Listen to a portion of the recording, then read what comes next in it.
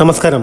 Petrol അടിക്കുന്ന അതേ സമയം കൊണ്ട് തന്നെ ഒരു ഇലക്ട്രിക് വണ്ടിയിലെ ബാറ്ററി നമുക്ക് ഫുൾ ചാർജ് ചെയ്ത് 500-600 കിലോമീറ്റർ സഞ്ചരിക്കാൻ സാധിക്കുകയാണെങ്കിൽ ആ ഒരു ബാറ്ററിക്ക് 1,00,000 ചാർജിങ് സൈക്കിൾ ഉണ്ടാവുകയാണെങ്കിൽ, അതായത് ഒരു 100 വർഷം വരെയെങ്കിലും നമുക്ക് ആ ബാറ്ററി ഉപയോഗിക്കാൻ സാധിച്ചാൽ, അതേപോലെ ആ ബാറ്ററിക്ക് വിലയും കുറവാണെങ്കിൽ, പിന്നെ തീർച്ചയായും ലോകത്തിലെ ജനങ്ങൾ മുഴുവനും അതിന്റെ പിറകെയായിരിക്കും.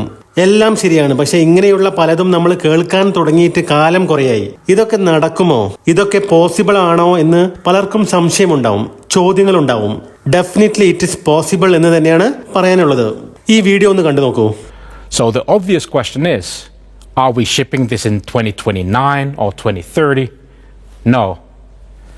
These batteries are available today. Yes, these batteries are available today. China ഈ ബാറ്ററി 2030 ഇറങ്ങുമെന്ന് അനൗൺസ് ചെയ്തിരുന്നെങ്കിലും അതിലും ഒരുപാട് മുമ്പേ 4 വർഷം മുമ്പാണ് ഡോണറ്റ് ലാബ്സ് ഈ ബാറ്ററി ഈ വർഷം തന്നെ ഇറക്കിയിരിക്കുന്നത്.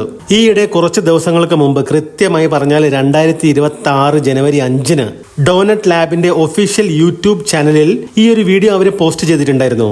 ലോകത്തിലെ തന്നെ ആദ്യത്തെ ഓൾ സോളിഡ് സ്റ്റേറ്റ് ബാറ്ററി ഉപയോഗിച്ച് ഇവർ നിർമ്മിച്ച വണ്ടിയെ കുറിച്ചായിരുന്നു അത്.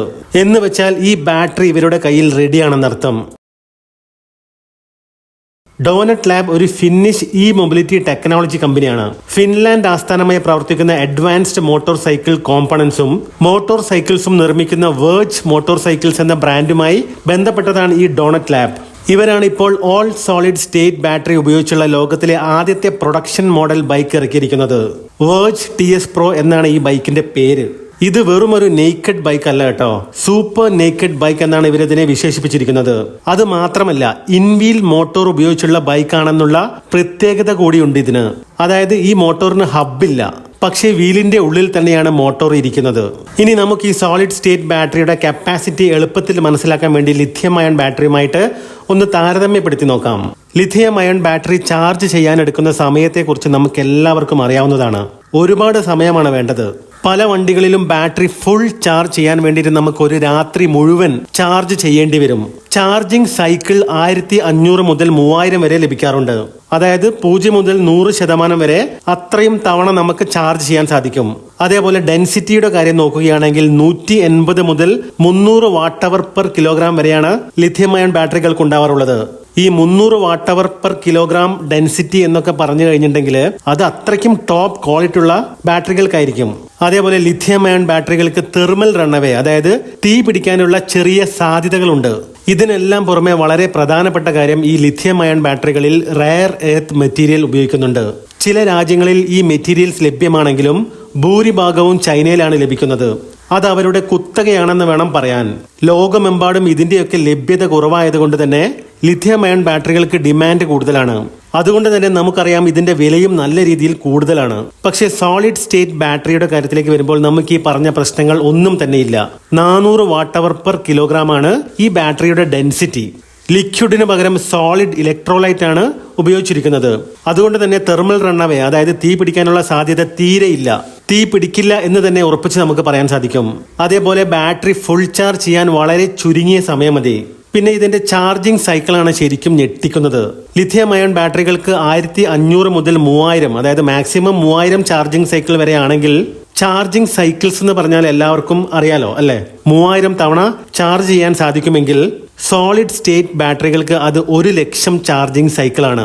ഏകദേശം കണക്ക് നോക്കുകയാണെങ്കിൽ 100 വർഷം വരെ നമുക്ക് ആ ബാറ്ററി ഉപയോഗിക്കാൻ സാധിക്കും. അതായത് ഒരു മനുഷ്യായുസ് ഉപയോഗിച്ചതിന് ശേഷം വീണ്ടും ഒരുപാട് വർഷം നമുക്ക് ഈ ബാറ്ററി ഉപയോഗിക്കാൻ സാധിക്കുമെന്നർത്ഥം.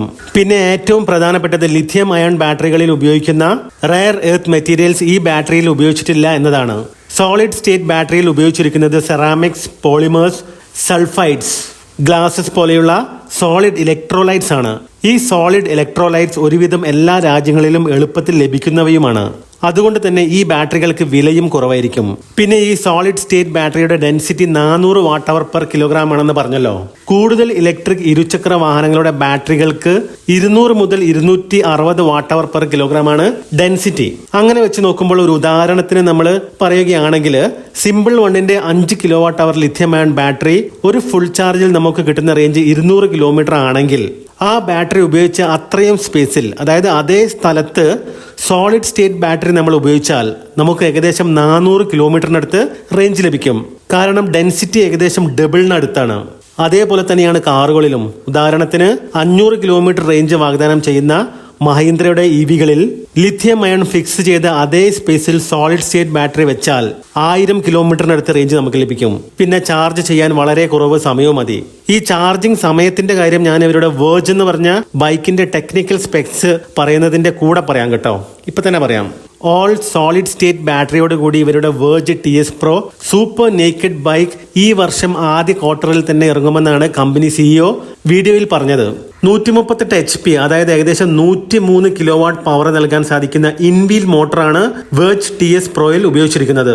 100 ന്യൂട്ടൺ മീറ്റർ ടോർക്ക് ജനറേറ്റ് ചെയ്യാൻ സാധിക്കുന്ന ഈ ബൈക്കിന്റെ ആക്സിലറേഷന്റെ കാര്യം നോക്കുകയാണെങ്കിൽ 0 മുതൽ 100 km/h സ്പീഡ് മറികടക്കാൻ 3.5 സെക്കൻഡ്സ് മാത്രം മതി. 2 ബാറ്ററി പാക്കുകളോട് കൂടിയാണ് വണ്ടി ഇറങ്ങുന്നത്.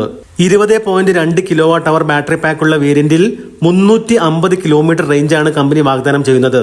ഇത് 100 കിലോവാട്ട് മാക്സിമം ചാർജിങ്ങിൽ 10 മിനിറ്റ് ചാർജ് ചെയ്താൽ ഏകദേശം 200 കിലോമീറ്റർ നമുക്ക് സഞ്ചരിക്കാൻ സാധിക്കും. CCS2 ഫാസ്റ്റ് ചാർജറാണ് ഈ ബൈക്കിൽ ഉപയോഗിച്ചിരിക്കുന്നത്. നമ്മളിവിടെ നിലവിൽ കാറുകളിലെല്ലാം ഉപയോഗിക്കുന്ന ചാർജറാണത്. 33.3 kWh ബാറ്ററി പാക്കുള്ള വേരിയന്റിൽ 600 കിലോമീറ്റർ റേഞ്ചാണ് കമ്പനി വാഗ്ദാനം ചെയ്യുന്നത്. 200 കിലോവാട്ട് മാക്സിമം ചാർജിങ്ങിൽ 10 മിനിറ്റ് ചാർജ് ചെയ്താൽ 300 കിലോമീറ്റർ നമുക്ക് സഞ്ചരിക്കാൻ സാധിക്കും. ഇവരിതിന്റെ വില പറഞ്ഞിരിക്കുന്നത് ഏകദേശം ഡ്യുക്കാട്ടി സ്ട്രീറ്റ് ഫൈറ്റർ V4ന്റെ വിലയുണ്ടാകുമെന്നാണ്. അതായത് ഏകദേശം 30 ലക്ഷം രൂപ.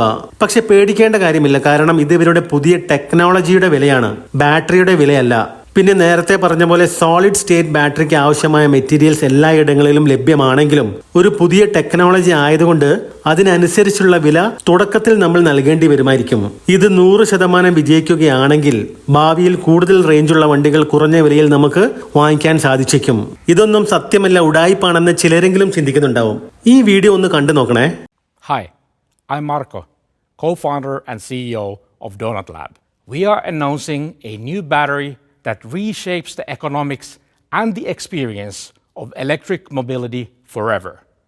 It's solid state and it's going to transform the industry.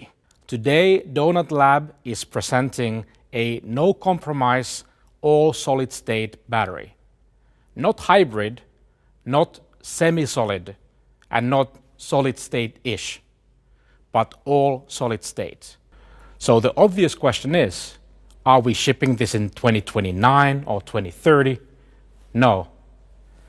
These batteries are available today. ഇത് അവരുടെ CEO ആണ് പറഞ്ഞിരിക്കുന്നത്. അത് മാത്രമല്ല, വേർജ് TS Pro എന്ന ഇവരുടെ ഈ ഒരു ബൈക്ക് 2026 ആദ്യ ക്വാർട്ടറിൽ ഇറങ്ങുമെന്നും അദ്ദേഹം പറഞ്ഞിട്ടുണ്ട്. അദ്ദേഹം പറഞ്ഞ സ്ഥിതിക്ക് നമുക്ക് അതുവരെ കാത്തിരിക്കാം. നിങ്ങളൊന്ന് ചിന്തിച്ചു നോക്ക്, കുറച്ച് വർഷങ്ങൾക്ക് മുമ്പ് വരെ ലെഡ് ആസിഡ് ബാറ്ററികളിൽ 100 കിലോമീറ്റർ അല്ലെങ്കിൽ 50 കിലോമീറ്ററിൽ താഴെ മാത്രമായിരുന്നു വണ്ടികളിൽ നമുക്ക് മാക്സിമം റേഞ്ച് ലഭിച്ചുകൊണ്ടിരുന്നത്, അല്ലേ? അതിപ്പം ലിഥിയം അയൺ ബാറ്ററികളിൽ 500-600 കിലോമീറ്റർ റേഞ്ച് വരെ എത്തി. അപ്പൊ പിന്നെ ഇതും പോസിബിൾ അല്ലേ?